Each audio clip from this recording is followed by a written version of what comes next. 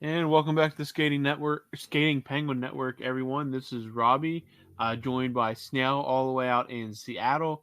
At least where we are, it is a beautiful Friday afternoon heading into the first weekend in May. And uh, the mailbag was earlier this week, just a couple questions there we wrapped up. So tonight we are going to just roll over some topics kind of around the hockey world and the Penguins. But before we get into those, as I said, joined by Snell. Snell, I know you've had an interesting about 24 hours, but how's everything going out there?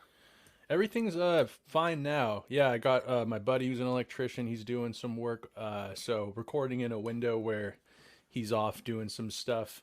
Yeah, getting some work done on the old house. So that's good and expensive, but good. Yeah, Beautiful yeah, day out here in the Pacific Northwest. It's a warm 68. A little bit of gray skies, but that's Seattle for you. yeah, Spring is in the air. yeah. Um, yeah, all's good. How is it out there in PA? Said it was like a balmy 80, right? Yeah. We touch 80 a day or two. It is about 75 ish today. Again, nice day to be in the shade. If you're out doing stuff in the sun, maybe a little warm, but better than any snow or anything like that. But Yeah, enough of shaping up to that. be yeah, enough of that. But Um, yeah, so we had a list of topics we were going to talk about. And then because of the delay, we added one more. And the biggest news surrounding the Penguins right now, if you want to call it that, was the announcement that assistant coach and power play guru Todd Reardon will not be brought back for the 2024-25 season. I think that is one of the moves that everybody had been clamoring for, dating back well into this past season. And there was both of the assistant coaches were working on expiring contracts, so it was not. I guess technically he was not fired. His contract will just not be renewed. So Todd Reardon will not be back with the Penguins next year. And Snail, I think I speak for a lot of Penguins fans when I say that that is not going to be something that we or someone that we miss next season. No, and when Letang had that monster kind of comeback year for his standards, everyone was praising Reardon as the Letang whisperer because this was his second stint in Pittsburgh, right? Yes, so he was a part of he was an assistant coach on the staff of Dan Balsbo when they won the cup in Mm-hmm. 2009. And then he was here for, I believe, a year or two after that before departing on good terms. He was hired out. It wasn't a firing. But yes, this was his second stint with the Pittsburgh Penguins. And then, I mean, the last couple of years though, it's just been they've regressed, and I mean, dude, they were called. We all collectively, I would say, I'd probably say about 90. Because I would say 100%, but there were times on Twitter where I would see people defending him, saying that this is a personnel issue. It's not Reardon, but let's just say 99% of Penguins fans have been calling for this since the notorious slump they went on with it, where it was Yeah. like 30 power plays or something like that without Oh yeah. scoring a goal. um you saw like Edmonton fire their coach when they were essentially dead in November. Yeah. And they fired their coach. A lot of coaching firings, and I didn't understand why, and I think a lot of Penguins fans were puzzled as to how Reardon and Sullivan survived that drought. I mean, they finished 31st in the league in power play. Yeah. Like Yeah. that's horrible with a team that brought in Eric Carlson to help an already Hall of Fame laden lineup. And they had Gensel. He was hurt for a little bit there towards the end of his tenure in Pittsburgh, but this was a team with a lot of potential for firepower, and they came in 31st on the power play. He wasn't going to survive this. He made it to the end of the season. He wasn't going to survive the offseason on the staff. So yeah, this is good for the organization, and in particular, I think when it comes to coaching staff rumors that we're going to dive into, this is the least shocking of anything Yeah. Penguins fans have read Yeah. about in the last 48 hours. Yeah. And I think again, we everything with Reardon revolves around just how dreadful that power play was. If that power play is 5% better, they're a playoff team. God, I know. I mean, again, that's 2 years in a row now. If they just get a timely goal here or there from the power play, they're in the playoff streak still ongoing. And again, there's many other issues on top of that, but there were so many times where you looked at where they had maybe a 1-goal lead in the third period, and the power play had a chance to make it a 2 or 3-goal lead and failed to do anything, and the other team would come back, send the game to overtime, win in regulation. There were so many times where this power play failed this team the past 164 games that there had to be a change. And again, it's not all the coaching. The personnel is a problem, but it was quite clearly the system was stale. There were other teams that were worse than the Penguins that had worse players on the ice that were much better on the power play. Again, you're not talking like an Edmonton where it's basically the Harlem Globetrotters. You're talking teams that are the Islanders, the Capitals, teams that just got a timely goal. That it was just so bland. It's just passing around the perimeter, nothing else happening. There's no reason that much talent should not be able to convert at a much higher clip. But it was something that long needed changed, and I'm glad that we're finally getting that change. Something I think most people thought was probably going to happen. But I mean, I'm just ready for a new voice in that room. I think that we are, and I think the players are too, because those players were getting booed. The PP1 was getting booed as they passed it around the perimeter, letting the clock tick down, the 2 minutes just dissipate before their eyes without... I mean, how many times did we hear they didn't register a shot on goal during a power play? Like, for a team that has preached, just shot volume and unpredictableness, how is that even, like, it just doesn't really make sense. It's not part of the Penguins, I would say, their identity. I'm not really sure what the Penguins' identity is at this point in their, with this core, but neither here nor there. But yeah, that's kind of been a part of their identity, shot volume. This year, how many times were they just dummying the other team as far as shot volume goes, and they still were losing games all the time? And one more thing with the power play, especially this season, leading the league in shorthanded goals against. That's an embarrassing one. That not only is the power play just bad, it's working out to a net negative when you're giving up the goals on the like what do you like?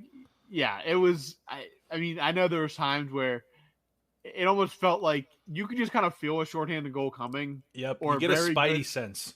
Yes, or at least at the worst, at the best, a very dangerous opportunity. And I mean, I forget. Was it 14? Was that what the last 14? I remember was 13. 13. I feel like 13, they gave 14. Up. They probably gave up one against the Islanders the last game of the year just to send it out on a high note. But I mean, it just again was not the was not the only reason they didn't miss the playoffs. Was not simply coaching, but we're way past an expiration date, and it's just going to be nice to have another voice in the room, because if they come in next year and it's broken, then we got to start looking at the players. But right now, the easier fix is definitely going to be to replace the coach. Yeah, I'm curious to see if any names bubble up, and I'm really curious to know who they put in there. Sheldon Keefe. No, I was hesitant to bring that up while we were talking about these coaching changes, because Dubas, clearly you see where his loyalties lie. He doesn't try to hide them whatsoever. No. Dude, it sucks because a lot of the assistant coaches that I kind of they actually already coached in Pittsburgh. Sergei Gonchar, well, he played in Pittsburgh. He didn't coach. Recchi and Mark Recchi, he's with a team, I think, right now. Is he with the Devils? So. He might be. Yeah, he's with someone. Yeah. And Jacques Martin, who I think he was coaching again towards the end there, wasn't he coaching with Ottawa or something? Yeah, he was in Ottawa at the end of the season. I think I was reading that Jim Rutherford fired all of them from Yeah, the probably at some point. in That's yeah. in 2020. He had fired Mark Recchi, Sergei Garnchar, and Jacques Martin, and I think their power play was like pretty good then, and their penalty kill that year. Yeah, Um, very. That's a very Jim Rutherford thing to do. yeah, that one didn't sit well with a lot of people, I don't think. But I'm curious to see who bubbles up. Like I said, I I think I've mentioned this before, but and I know he's within the organization already, but I'd like to see a former player get in there. What about a Trevor Daley? Daly's a very interesting option, and it would not shock me if they didn't look internally rather than externally, and for a reason that we'll talk about in a little bit. But I definitely Trevor Daly is a name that again it's tough because assistant coaches. I mean, how many assistant coaches around the league besides your own can you really name? Outside of a few high profile Right. ones here and there, how many can you really name? But Trevor Daly is definitely a name that if I was putting a list together would be on that list. Another name, I don't know if he'd want to do it because of family stuff. I think you'd have to throw Matt Cullen's name on that list. Yeah, another yeah. I think I would, again, philosophies, you don't really know what a coaching philosophy is because you can have guys that were uh, kind of or depth players that have an offensive style. I like you can't really always think defense first or anything like that. Just because Daly was an offensive defenseman, my mind automatically kind of shifts to if we're going to pick someone, let's give him a solid look. But Matt Cullen, I think, again, if he would want it, I don't know how he is with family stuff. He obviously, his kids have to be getting close to graduating college age now, so he may want to be spending that time with them. But I think Trevor Daly is definitely a name to look out for. Internally, close with Mike Sullivan, close with guys like Crosby and Malkin. Not always necessarily the best thing to get a guy that's buddy with your big players, but Trevor Daly, I think he's tracking toward a head coaching position in the NHL unless he wants to stick front office. But definitely a name I would look out for is Trevor Daly. Trevor Daley though, like yeah, he did win. He won those cups with Pittsburgh, and he was a vet, right? Like he was. He was a veteran, like a pro veteran. Yeah, I understand. I totally get the buddy thing. Like you don't want someone coming in that's just like, basically like a quasi player at this point where they were just in the locker room and they're still cracking jokes sitting in the same stall pretty much. I think Trevor Daly toes enough of a line where he was like, yeah, I won with this, with a lot of the, with a few of the guys on this team still, but he's been coaching for, he's been in player development or something like that for a number of years now. Basically since he officially retired. Yeah, he's definitely been in player development a while. So it'll be interesting to see if they look at that route. I think they will. What about you ever wonder what about one of the Kessels? Do you think Phil Kessel could coach power play, or Amanda Kessel? Oh gosh, well, Amanda, I think wants to stick more in a front office role. So I think that's kind of more what she's gunning for. As for Phil, man, could you imagine Phil Kessel in a suit behind the bench? I can, and it would be hilarious. That's what I mean. Would it not just be the funniest thing ever? I don't know if Phil has any aspirations for coaching, but I mean, if he does, give him a call because I think that would just be something extremely funny just to see him night in and night out wearing a suit with like a little mustard stain that you can see because he hammered down some dogs before heading out. He hammered down a dog between commercial breaks or something like that. He's got the whiteboard and he's drawing up a play with the hot dog in his mouth like a cigarette, where he's like got it in the corner of his mouth, drawing it up on the bench. You remember the video of him and Malkin arguing back in like 2017 on the bench. It's one of my favorite clips of him. It's just where he's doing the like. Yes, it's just 82 games of him and Malkin yelling at each other, and just signaling at each other. It'd be absolutely hilarious. He gets so frustrated, he just goes to Kyle Dubas and says, "Give me a 10-day contract. Let me out there. Let me show these boys how it's done." Put me on the sidewall, PP1. Let's show these guys how to run a power play. Yeah, I can't skate other than that, but just draw 3 or 4 penalties a game. Give me like 8 minutes of ice time. I'll show you boys how it's done.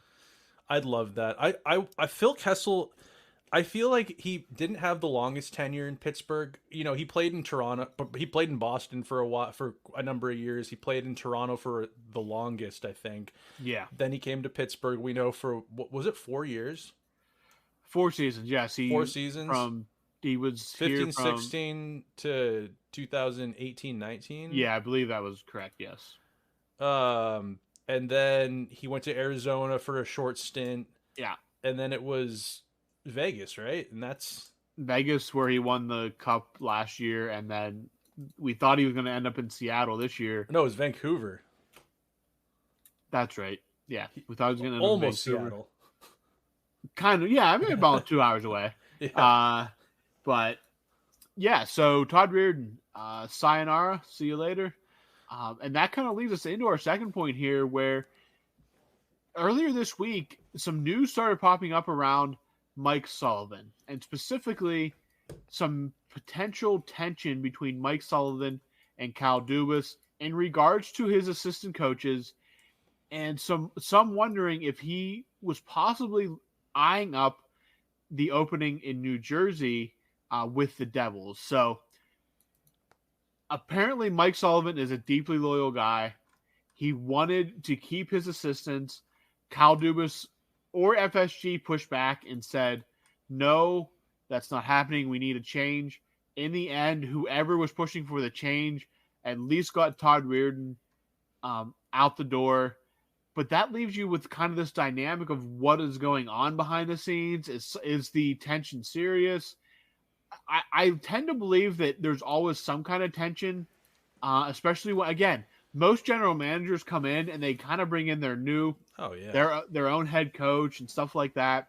Sullivan was basically here. He was extended by Fenway Sports Group, and you have all this noise now. Snail, where do you sit on these rumors of tension between Mike Sullivan and the front office? I think it was Nick Kyprios, who's just a Toronto talking head, and he likes to watch the world burn from up there above the border. I don't give this much merit. Let's look at the cold hard facts here. Our Sullivan is under contract. He's one of the highest paid coaches in the league, and he's still under contract. He just signed an extension not that long ago. I think it was like the Devils would be interested in Mike Sullivan if he wasn't under contract with the Penguins. It's like guess what? You and 31 other teams probably. Yeah. Oh, so, if Mike Sullivan left Pittsburgh, he'd have a job tomorrow. Like there'd be he wouldn't even have time to file unemployment. Like he'd be somewhere immediately. And I can't remember who it came from, and it was a bozo talking head, someone that said, "Oh, basically, Mike Sullivan's in Pittsburgh, but money talks." Buddy, New Jersey could show up at his house with a deal that offers him like $20 million a year. There's nothing that anybody can do with him under contract. Like no, and you could offer him as much. You could offer him half the salary cap, and like there's nothing that can get him out of Pittsburgh without some kind of other negotiation going on because he's under contract. Totally. And it's like the Penguins organization actually like kind of doused the fire, and they stated simply that there have been no requests to talk to Sullivan, and they haven't granted any permissions for anyone to talk to him. And so with that, I guess it's like, yeah, if you want to put on your tinfoil hat and be like, well, if where there's smoke, there's fire. And if Sullivan wants to go to New Jersey, if that rumor is out there, then there has to be merit to it. Then like go ahead and spin your wheels for the next 4 months until you see him back in Pittsburgh behind the bench coaching. And I think we've all talked about this and been completely candid about the situation with the coaching in Pittsburgh. If Mike Sullivan and Dubas decided to part ways, Would I be shocked? No, after the way the season went and the fact that it's a new GM and Kyle probably wants someone from Sault Ste. Marie, or whatever from Toronto. He's waiting for Sheldon Keefe to get fired. Whatever.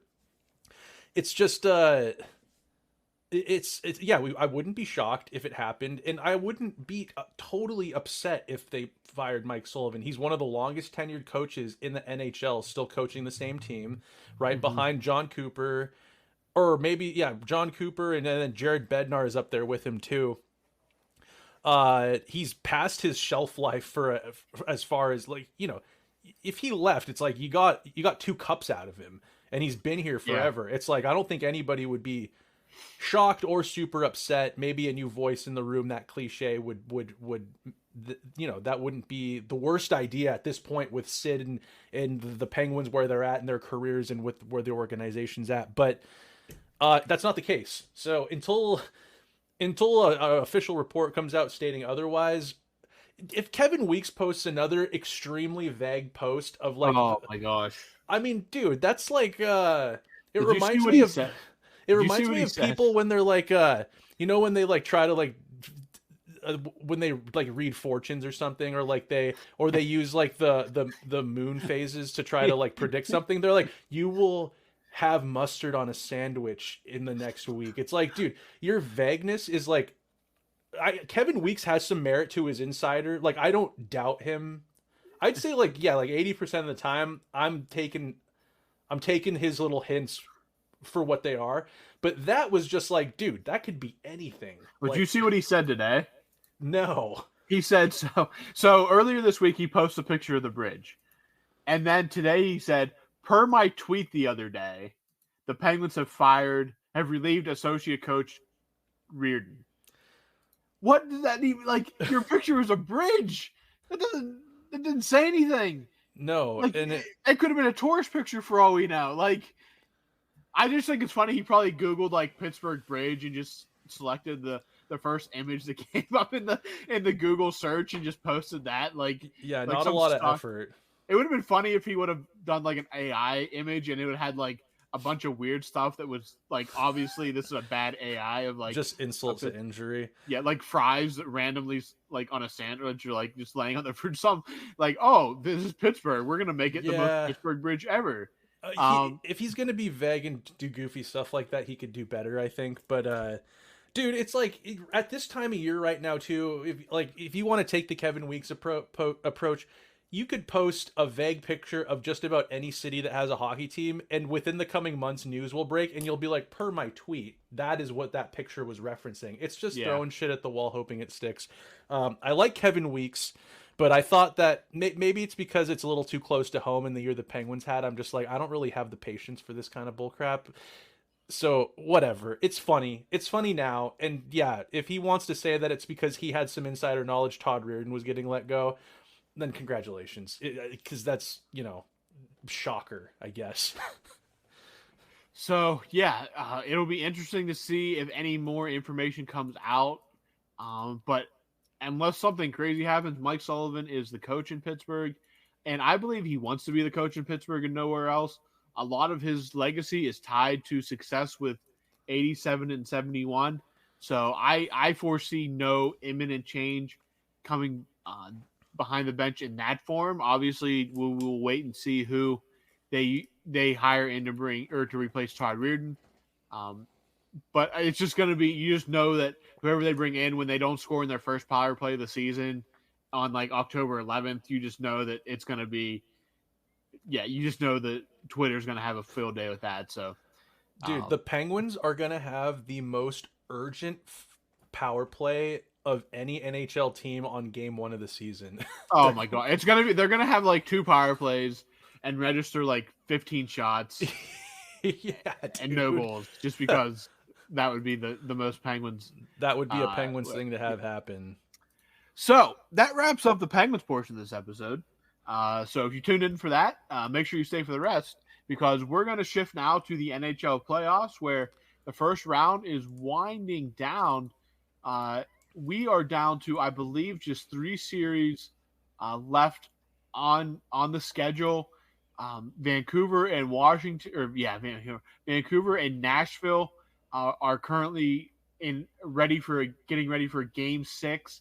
That series is 3-2 in favor of the Canucks. You will, by the time this episode goes out, they'll likely already be. We'll know if they're going to a Game 7 or Vancouver closed out that series. The heavyweight fight out west between Dallas and Vegas. I'm gonna stop and talk about this one for a second because Dallas was down 2-0 at home in this series, have now reeled off 3 wins in a row, and this has just been. This feels like it could be a Stanley Cup final. It's just two heavyweights just throwing blows. Oh my god! And credit to Dallas, a lot could have gone wrong after going down 0-2 on home ice. They fight back. This team is just there's just a bunch of dudes on this team that play hockey, and it is something to watch when it's all clicking. Dude, this is my favorite series right now, and it was looking grim for Dallas. I picked them to be in the Cup final with Tampa Bay. Yeah. We all know how that ended with Tampa Bay. It's the Golden Knights are a super team. They're a modern super team. Every hot commodity free agent that seems to be on the market or at the trade deadline, like some hot commodity at the trade deadline, they've just created a team of all of those. They have Pietrangelo, who's a legend. They have Shea Theodore, who looked like the second coming of Bobby Orr in the 2020 bubble. They pick up Noah Hanifin, big commodity this year at the deadline. Last year at the deadline, it was Ivan Barbashev, the sexy name at the trade deadline. They pick him up and sign him. They've got Marchessault, who's been just so solid for them. They picked up Mark Stone out of Ottawa, name him captain. Jack Eichel, the second overall pick, he would have been a first overall pick any other year that didn't have McDavid in it.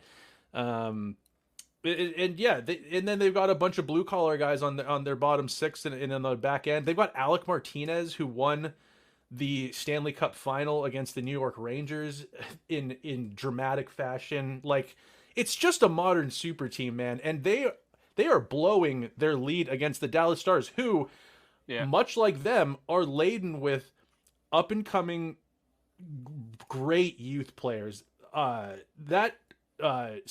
name's Stankoven. I don't know his first name. Yeah, it's definitely an unfortunate last name.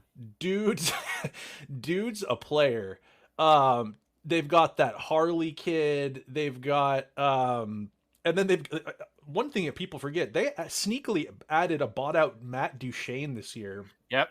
You've got Matt Duchene and former perennial 30 goal scorer Tyler Seguin, who's not the Tyler Seguin of old, but much like a Phil Kessel or something like that. You put him in in the middle six, and he produces on the power play. He's still got a wicked shot. He just doesn't have the wheels anymore. You got Seguin and Duchene on a third line or something like that, second or third line.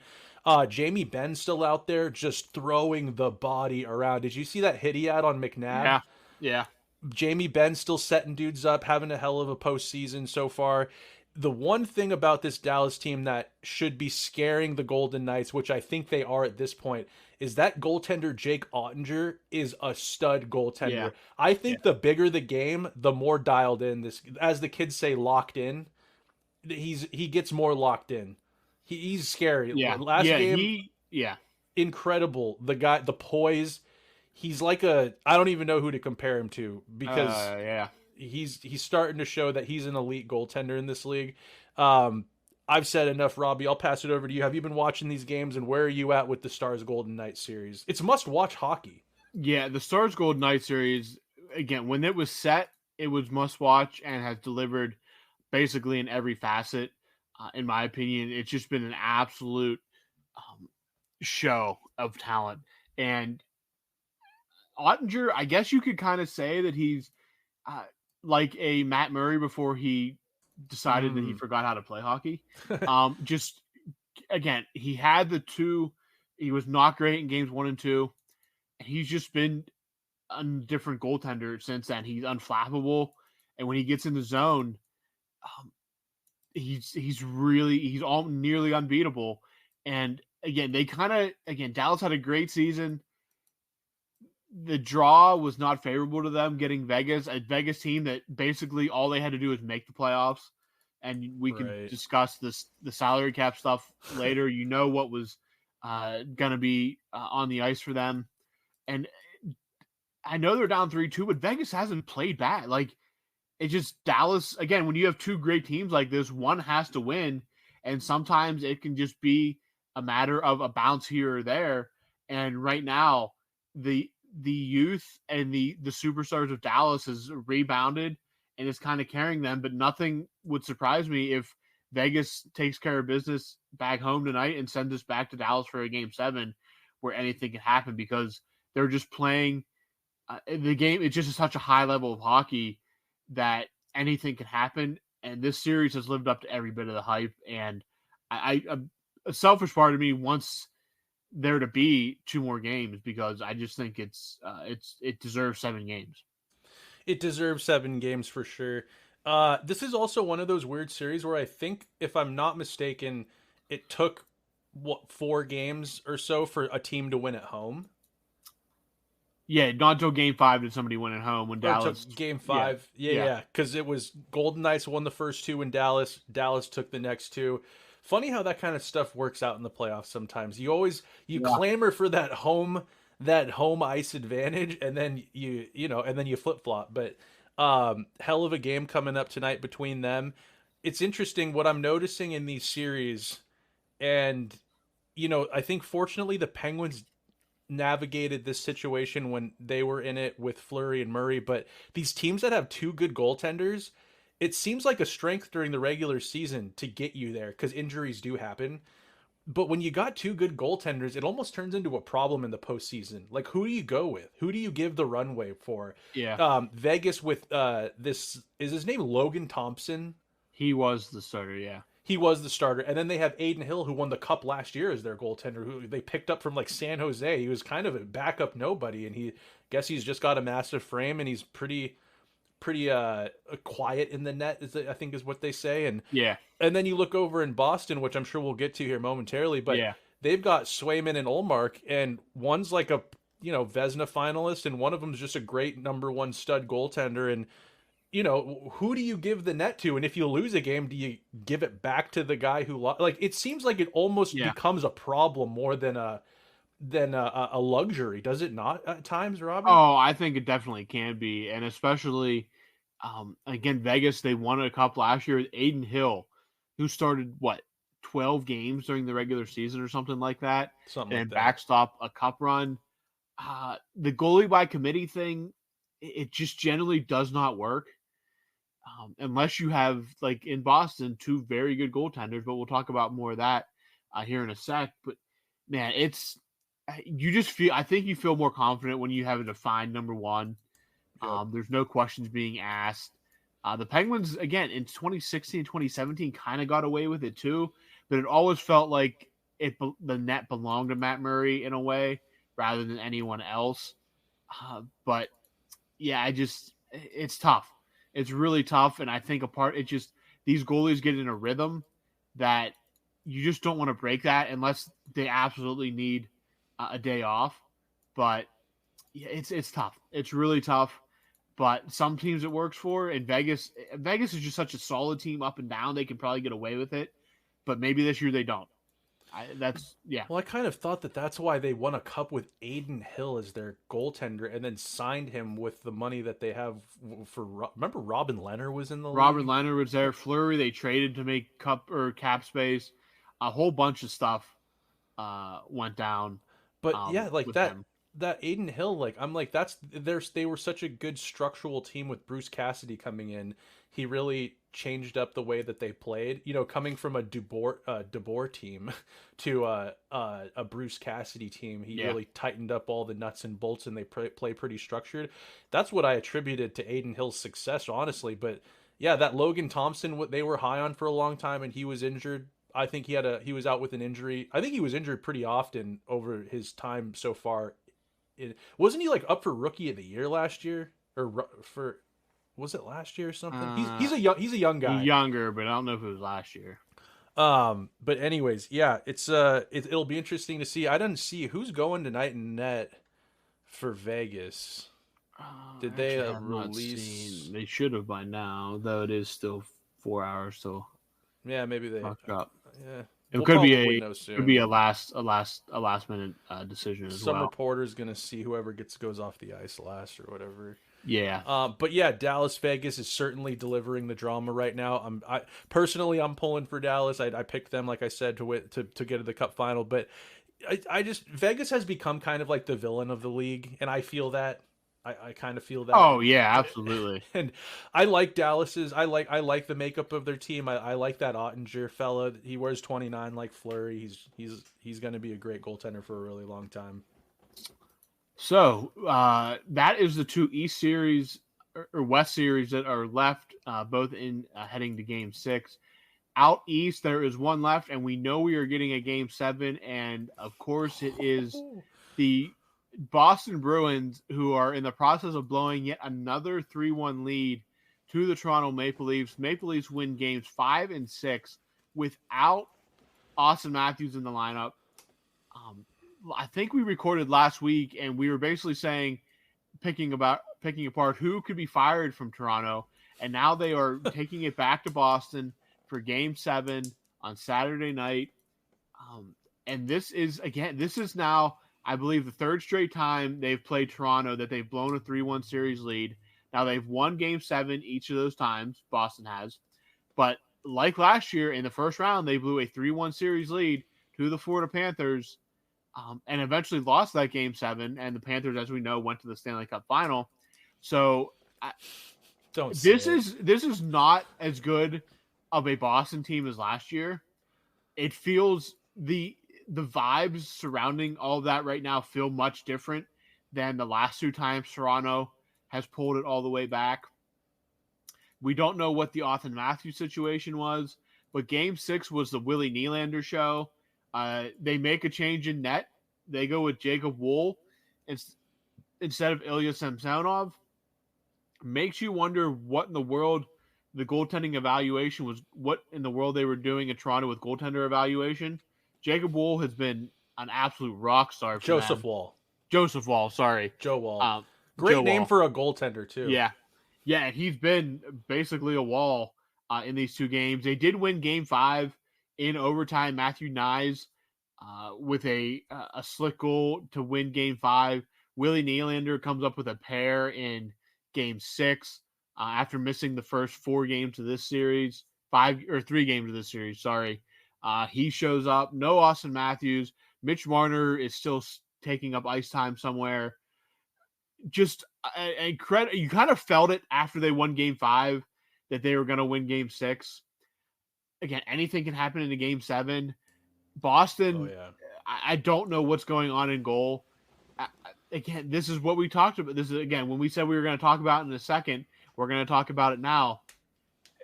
I just don't know if the goaltending by committee can work. I know you have two very good goaltenders. Linus Ullmark and Jeremy Swayman are top goaltenders on any team. They're your top goaltender. Last summer I was hoping the Penguins maybe kick the tires on what it would take to get Swayman out of Boston being a restricted free agent. They held him in Boston. I just don't know if this works. Boston played a perfect game in Game 1, and the immediate discussion was, well, do they go to Swayman in Game 2 or whoever it was? Exactly. I don't like that. That's not comfortable. Yeah.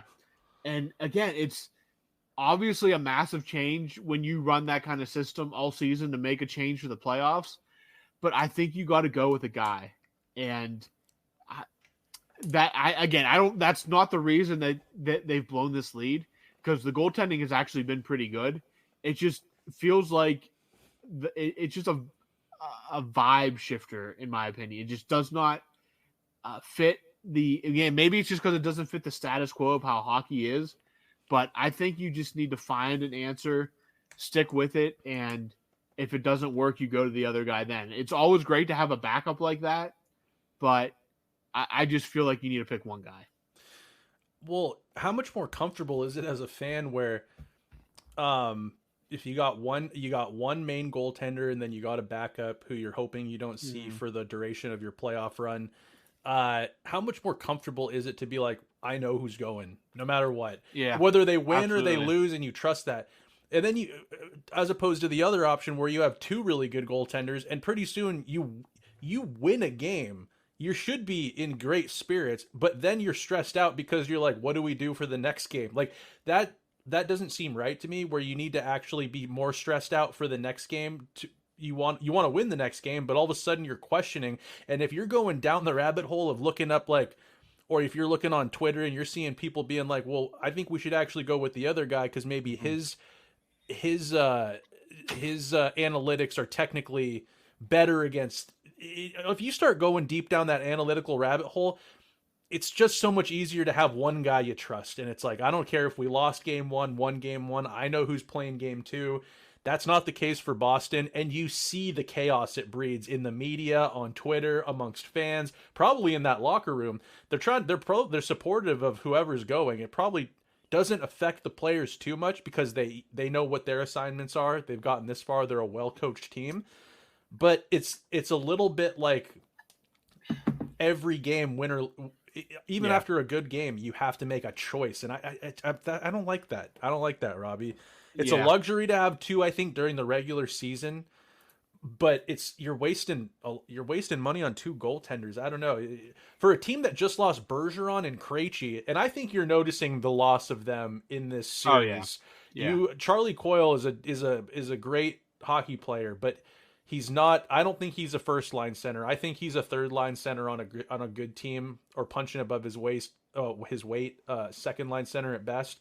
That's just my opinion of him and his game. I think he's sound, but he's no Bergeron or Krejci. He doesn't have that clutch gene, and you're seeing it. Like you said, the vibes are off. I don't know what the analytics are for vibes, but there is something about this Boston team. They lack a punch. They lack a potency, and honestly, the Maple Leafs don't necessarily have it either. Like, I'm not. No, I mean, the Maple Leafs are, again, they're the Maple Leafs. That's basically the explanation there. They have plenty of talent. They're just oozing with talent, but for some reason, like, they get to this point and it's just they become the Maple Leafs, I guess, is how to put that. And credit to them for sticking with it, because it looked like the wheels were completely falling off after game 4. You had players yelling at each other on the bench. So credit someone for getting them back on track. And again, maybe they're the favorites going back into Boston. Maybe that for once they're not the mental midget of this rivalry. And Joseph Wool has obviously given them a huge boost of momentum and energy that you didn't see there with Samsonov. And there were some goals that Samsonov let in that, I mean, if I was a player, you can't show it on the ice, but would have just let the complete air out of everything we were doing. There were just goals. He gave up a goal to Trent Frederick from, like, just inside the blue line. Like the one where Marchand tackled Bertuzzi, where they were all crying for a penalty. The goal never should have been. Like, it was just, I don't even know what he was doing. Stopped that. Literally, the walrus from the commercial could have stopped that. Like, I just, and for that is so deflating. You can't show it on the ice, but when you have a guy like Jacob Wool out there, then son of a gun, Joe Wool out there making some of the saves he's making, that has to be such an incredible feeling as a teammate, that you want to go and score for him. Yeah, you want to get up and play for that. And they've done that. So credit to Wool for being able to come in and give them that boost of energy. And now we know we're getting at least a 1 Game 7 out of this first round. So I'm honestly looking forward to it. Whoever wins or loses that game doesn't matter to me. I have no skin in that game, but I just want to. There will be a meltdown. Oh my gosh! Tune into whatever sports talk radio they have. It's going to be unbelievable. Whoever loses that game, but dude, it's so funny. The other day, I heard Toronto media talking these talking heads up there, and their hometown guy his name is Brian Hayes. he didn't want them to win that game. He wanted he's like, I don't want the game to go to game 5 or 6 or no, or game 6, or I hope it doesn't go to game 6. I just want it to be over with now. And I was like, you guys are so hurt and damaged by your hockey Oh, team. Like, mentally they have to be absolutely destroyed. like you guys should probably see like a sports therapist or a therapist of some sort, because your job is to talk Leafs, and like you're hockey fans also. You played hockey as youths in Canada, Yeah. and you're on air right now hoping that your home team loses. Like, That's you insane. guys have been so who hurt you? The Maple Leafs have hurt you. Yeah, Brendan that's Shanahan insane. and Dubas have hurt your feelings. It was insane to hear. So I always am kind of that's a hoping good the point. Leafs lose, because I just love to see the meltdown. They take it so far. Oh yeah. But either way, it'll be awesome to see. And you got to think that this summer, if the Bruins lose, there's a goaltender up for sale. And if I'm Kyle Dubas, I'm trying to make a deal to get. I don't know who it would be. Whoever it is, whoever the odd man goaltender out is, I want them in Pittsburgh. Let's put it like that. Well, Ullmark they picked him up from Buffalo, didn't they? Allmark was a guy that I thought the Penguins should have picked up when he was a free agent. Bought low. Right after COVID, maybe. I can't remember the exact year. Because his numbers in Buffalo weren't great, but he was on some bad Buffalo teams. But Buffalo was bad. And the underlying numbers, the analytic numbers, he was actually really, really good. It's just he had the volume of shots he was undertaking was just, I mean, any goalie would have eventually had to yield. He played so many games.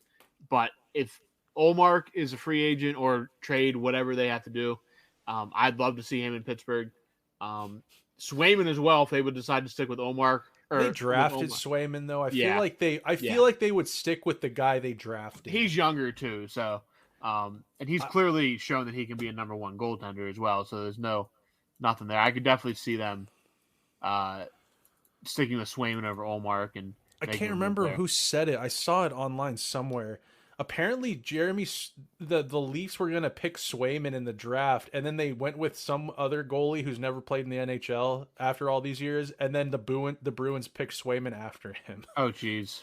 Just that Bruins-Boston rivalry goalie drama. Like, didn't the Leafs give up Tuukka Rask for Andrew Raycroft? I think they traded the rights to Tuukka Rask for goaltender. Yeah, I think that Andrew Raycroft. Yeah, I think that's right. Yeah, such a Leafs thing to do. It is. Well, yeah. Anyways, I'll be excited for that. Some drama filled games coming up tonight and tomorrow.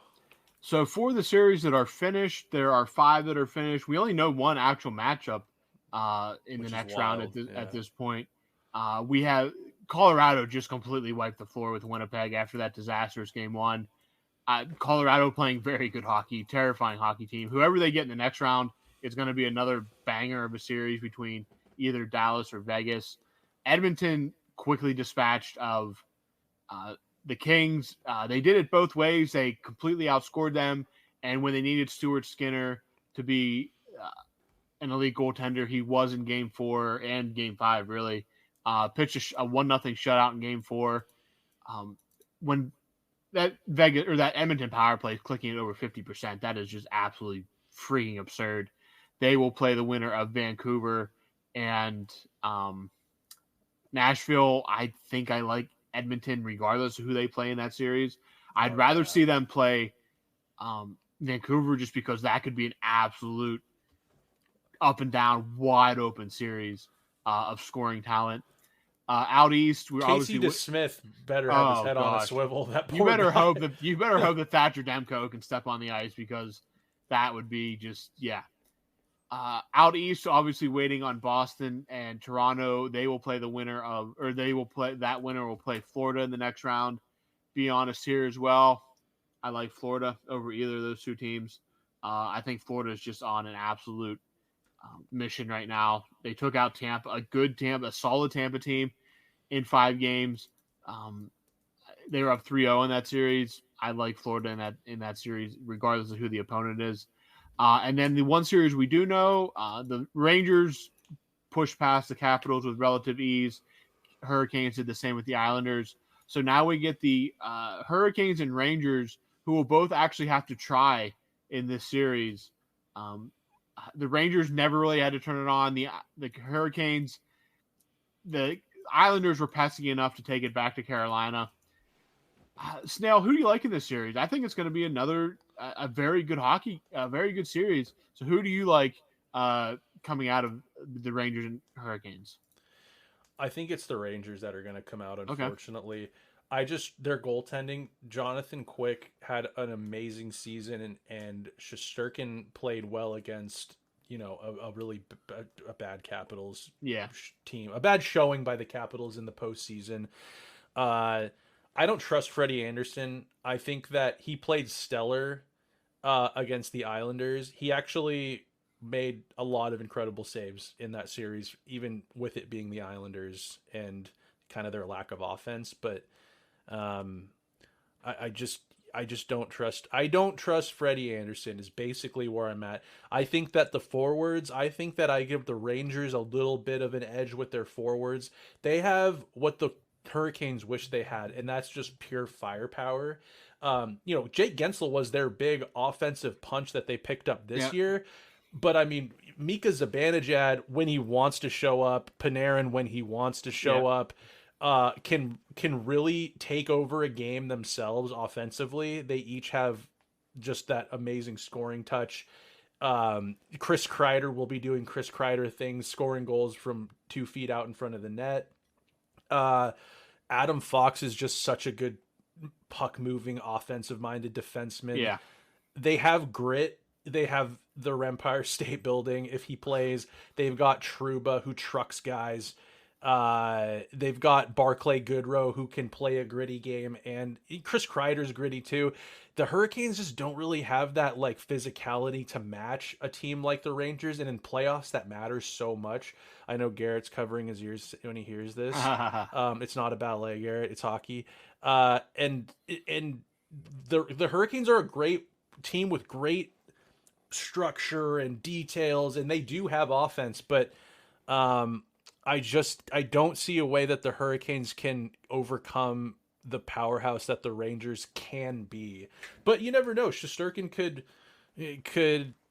if they could light up Shesterkin, and then you have John Quick, who's been sitting for 2 weeks, and you never know what can happen. I'm pulling for the Canes, but I think I like the Rangers in this one. What about you, Robbie? I think, again, I want 7. I think this series can easily go 7. I think if it comes down to the goaltenders, Freddie Anderson has been phenomenal. I just think I trust Shesterkin a little bit more to keep them. Again, if the Rangers score 3 goals in a game, you're going to have a hard time beating them because they're just so sound all over the ice. I want that first round pick, but I'm going to say Rags in 7.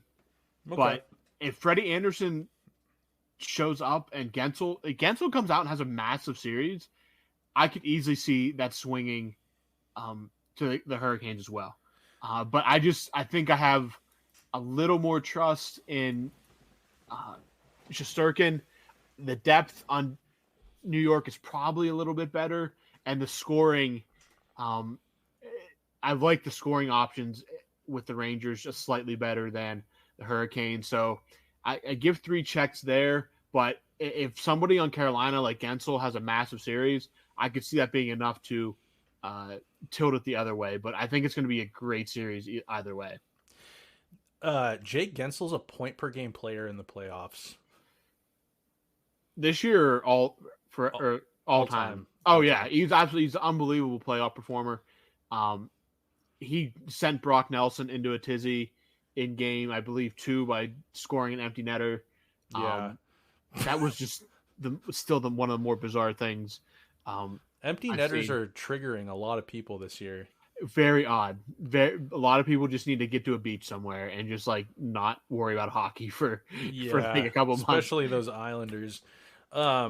Jake Gensel, like you said, he is a game breaker. Oh yeah, that's why they got him.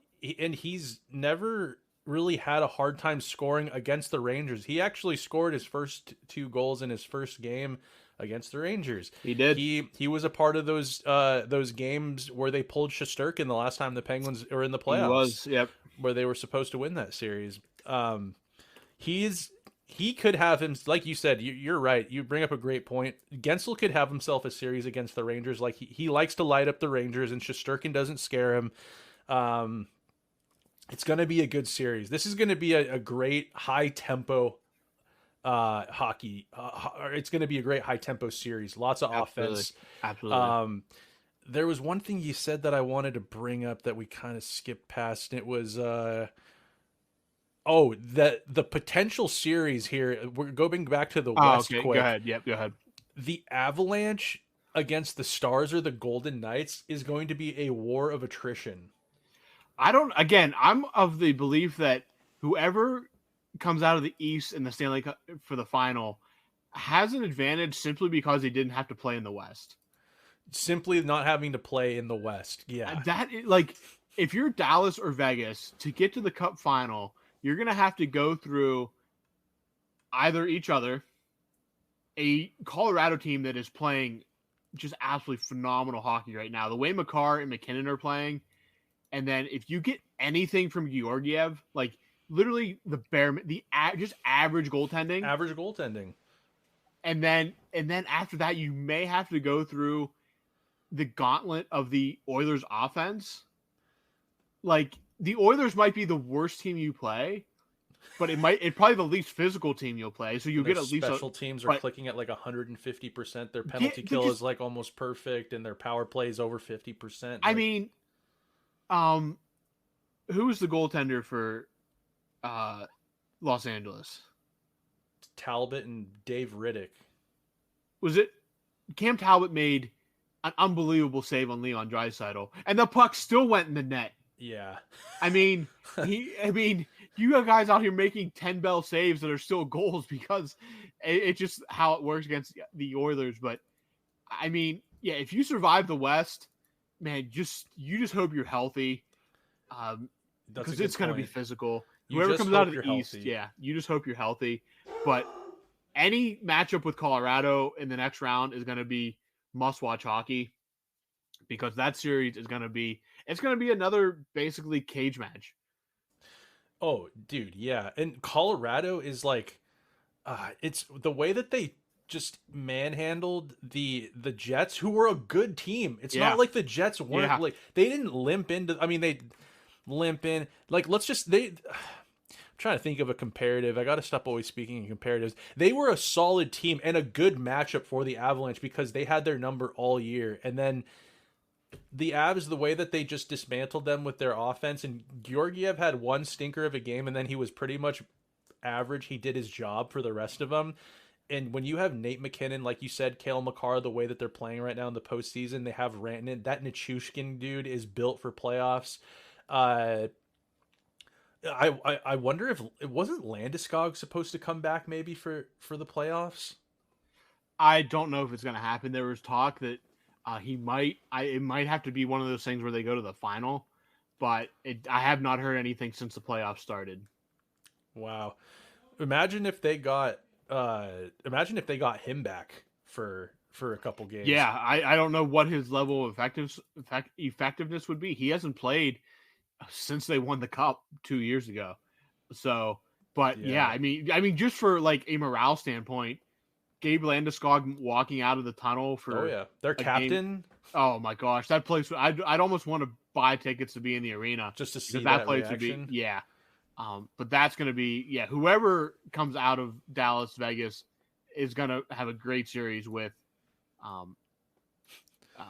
Colorado. It's going to be phenomenal. And the Canucks leading the Predators did not see that happening. No, the Predators not doing themselves any favors by completely just vomiting on themselves in Game 4. Quinn Hughes just absolutely deking. Oh gosh, who was that? I can't remember who that was. His jockstrap was in the rafters. Oh my gosh, a disgusting move. They eventually win that game in overtime. Now Nashville stole one in Vancouver to send it back to Nashville. So anything can happen when you're back in the Music City, but you're going to have to go at least 7 that 7th game will be back in Vancouver if necessary on Sunday.